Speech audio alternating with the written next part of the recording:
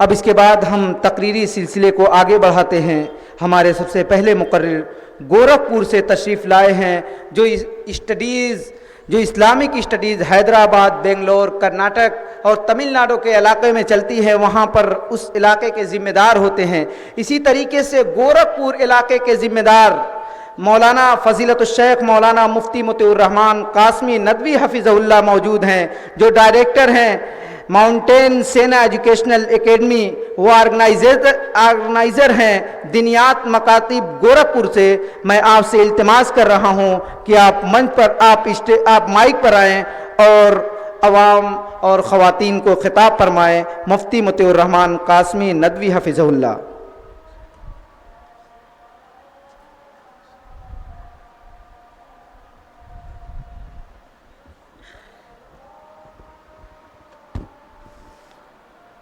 السلام علیکم ورحمۃ اللہ وبرکاتہ۔ الحمد للہ رب العالمین، والصلاة والسلام علی سید الانبیاء والمرسلین وعلی آلہ واصحابہ اجمعین ومن تبعہم بإحسان ومن دعا بدعوتہم الی یوم الدین، اما بعد۔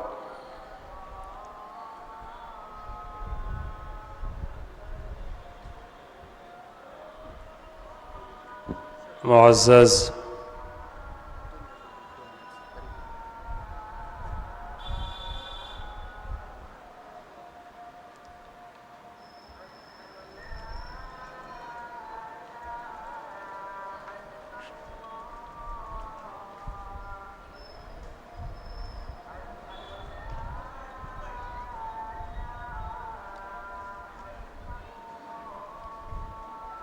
امی، محترم علماء کرام اور یہاں موجود طلباء و طالبات اور ان کے گارجینز، پہلی مرتبہ اسلامک آرگنائزیشن کے اس سمر پروگرام کے حوالے سے یہاں پر حاضری ہوئی، اور بالخصوص اس پروگرام کی تیاری سے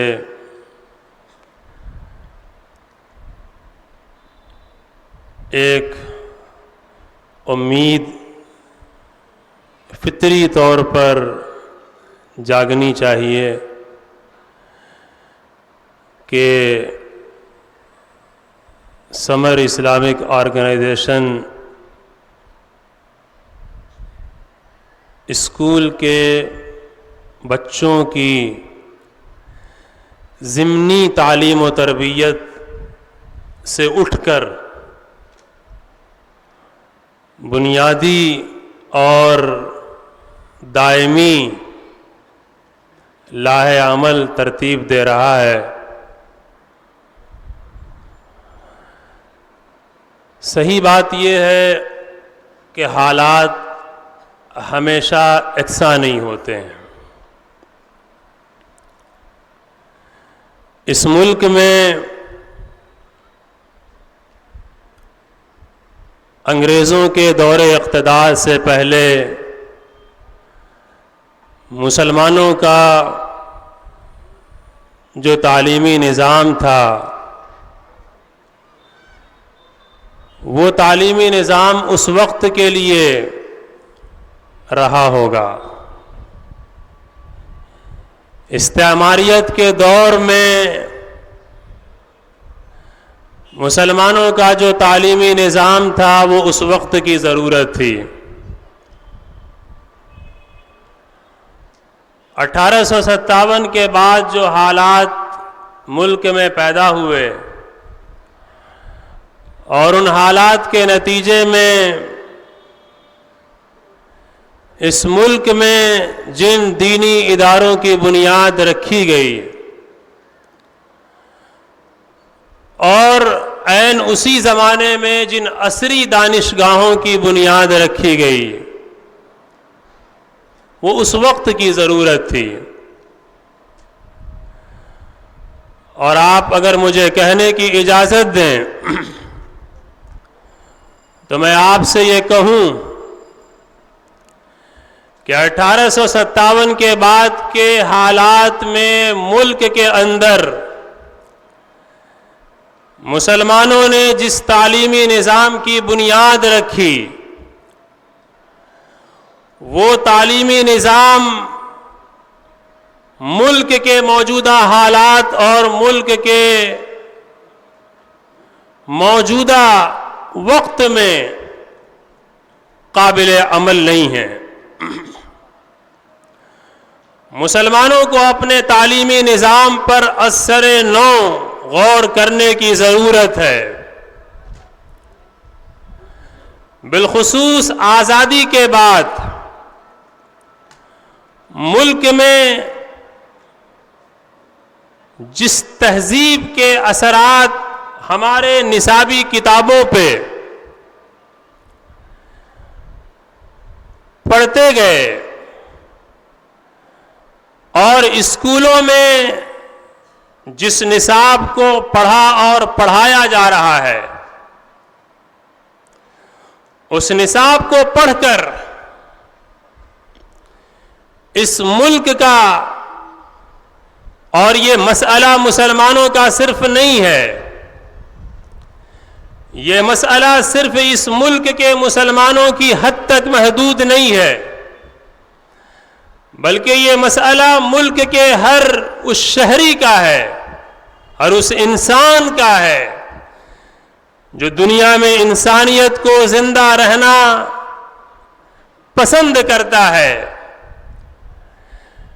اگر نصاب میں تبدیلیوں کا یہ سلسلہ جاری رہا اور نصاب میں زہریلے مواد جس تیزی کے ساتھ بڑھتے جا رہے ہیں، اگر اس نے تھمنے کا نام نہیں لیا تو پھر آپ یہ یقین کیجئے کہ اس نصاب کو پڑھ کر انسانیت کا بہی خواہ تو پیدا نہیں ہو سکتا. آپ اس نصاب کے ذریعے پیسے کمانے کی مشین تیار کر رہے ہیں. دولت کمانے کی مشین تو اس نصاب کو پڑھ کر تیار ہو رہی ہے، مگر اس نصاب کے ذریعے، اس سلیبس کے ذریعے، اس ایجوکیشن سسٹم کے ذریعے ایک وفادار شہری، ایک ہمدرد انسان، جس انسان کے دل میں ہمدردی، انسانیت کی محبت ابھرتی ہو، وہ انسان اس نصاب کو پڑھ کے تیار نہیں ہو رہا ہے.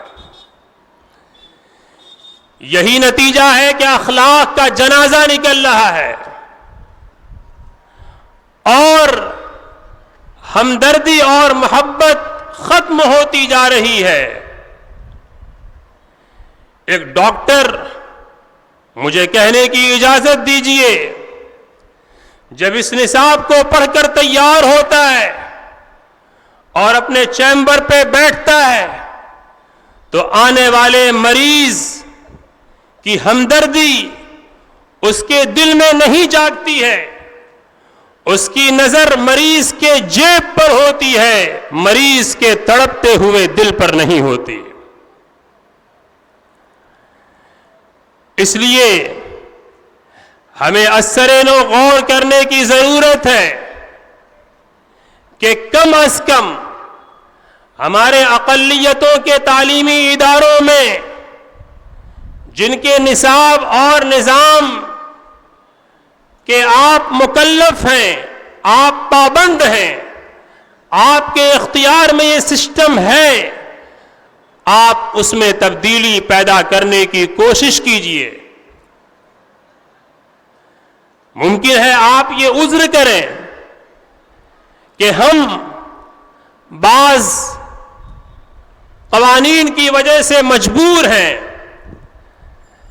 آپ اس کی تحقیق کیجئے کہ آپ کو جو آزادی اسکولوں کے نصاب کے بنانے میں جس حد تک ملی ہوئی ہے، کیا اس آزادی کا بھی آپ صحیح طور پہ استعمال کر رہے ہیں؟ مجھے معاف کیجئے گا، لیکن ایک وقت، ایک زمانہ تھا جب مدارس، دینی مکاتب سے متعلق یہ آواز اٹھائی جا رہی تھی کہ ان مدارس سے مولوی پیدا ہوتے ہیں، مسجدوں کے لوٹے بن کر رہ جاتے ہیں، اور یہ 2-4 ہزار کی نوکری مدرسوں میں کرتے ہیں. ضرورت ہے کہ ان کو اپ ڈیٹ کیا جائے اور ماڈرن ایجوکیشن ان کے سسٹم میں لایا جائے. میں کہتا ہوں کہ یہ چیزیں مدارس کے نصاب میں داخل ہو چکی ہیں، اور ہندوستان کے اکثر مدارس نے اس ضرورت کو محسوس کر لیا ہے. مدارس اسلامیہ میں برج کورس تیار کیے جا رہے ہیں. اسکولوں، مدارس سے نکلنے والے بچے IAS اور PCS کے اگزام کوالیفائڈ کر رہے ہیں، اور کوالیفائی کر کے وہ اس طرح کے جگہوں پر ملک کی قیادت کر رہے ہیں. حفاظ طلبہ کے لیے ساؤتھ سے لے کر نارتھ تک کئی مراکز برج کورس کے ایسے قائم ہو چکے ہیں. اور شاید آج آپ نے انقلاب میں ہمارا اشتہار بھی دیکھا ہوگا، گورکھپور میں بھی برج کورس کو ڈیزائن کیا گیا ہے حفاظ طلبہ کے لیے. مشرقی اتر پردیش میں پہلی مرتبہ اس طرح کے سسٹم کو نافذ کر کے حفاظ طلبہ کو بھی عصری تعلیم سے جوڑنے کی کوشش کی جا رہی ہے. میں یہ تمہید بات کر آپ سے یہ کہنا چاہتا ہوں کہ اب مدارس کی فکر چھوڑ دیجئے. مدرسے اگر 2-4% بچے تیار کر رہے ہیں، ہمارے مسجدوں کو امام کی ضرورت ہے، مدرسوں میں علماء کی اور اساتذہ کی ضرورت ہے.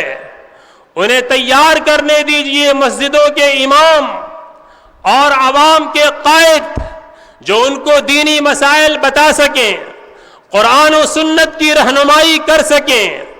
انہیں جس قدر اپ ٹو ڈیٹ ہونا چاہیے وہ ہو چکے ہیں. فکر کرنے کی ضرورت ہے ان اسکولوں کی، ان کالجوں کی اور ان اداروں کی، ان عصری تعلیم گاہوں کی جہاں پر ہمارے بچے دہریہ پیدا ہو رہے ہیں، جہاں سے پیدا ہونے والے بچے فکری ارتداد کے شکار ہو رہے ہیں، جہاں سے پیدا ہونے والے بچے ذہنی اعتبار سے مرتد ہوتے چلے جا رہے ہیں.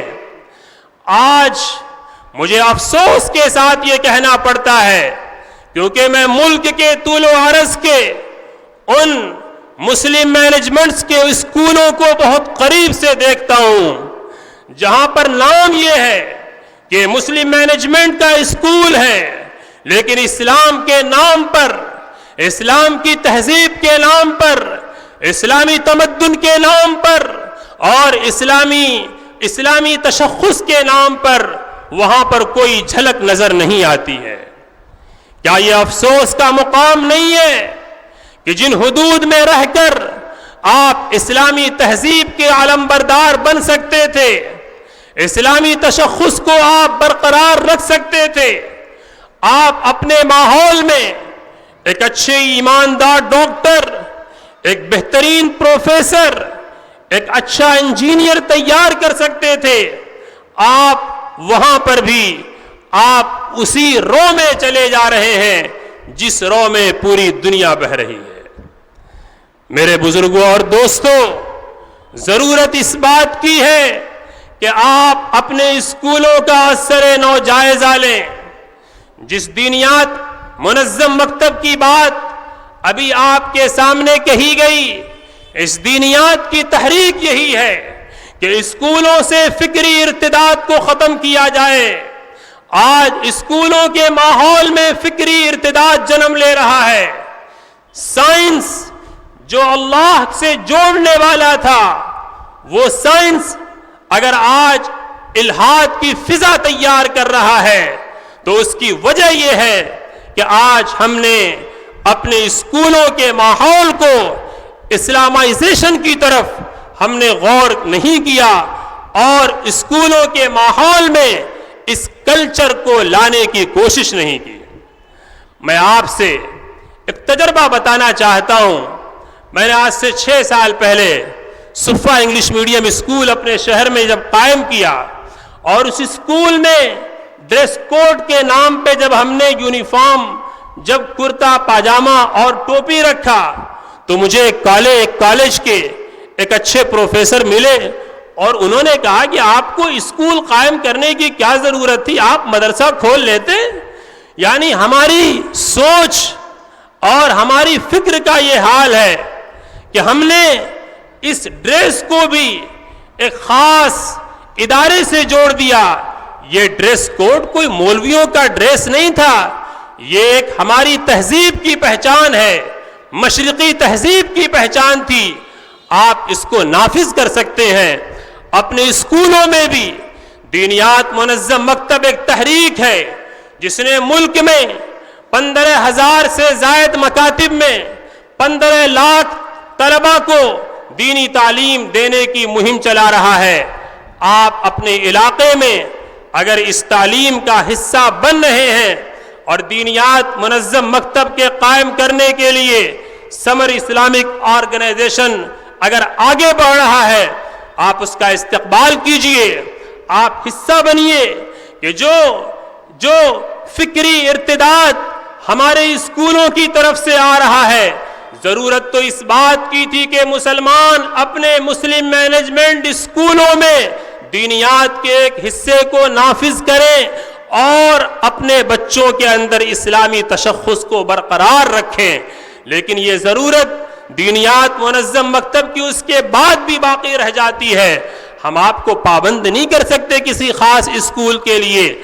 آپ اپنے بچوں کو کسی بھی اسکول میں پڑھائیں, کسی بھی کانوینٹ میں پڑھائیں, لیکن شام میں 1 گھنٹہ کم از کم اگر دینیات کے منظم مکاتب میں اپنے بچوں کو بھیجتے ہیں تو آپ کے بچے صحیح اسلامی تہذیب کے پاسدار بن سکتے ہیں, قرآن کریم کو تجویز سے پڑھنے والے بن سکتے ہیں. قرآن کریم کا تجویز سے پڑھنا یہ مولوی کی ذمہ داری نہیں ہے, مسجد کے امام کی ذمہ داری نہیں ہے.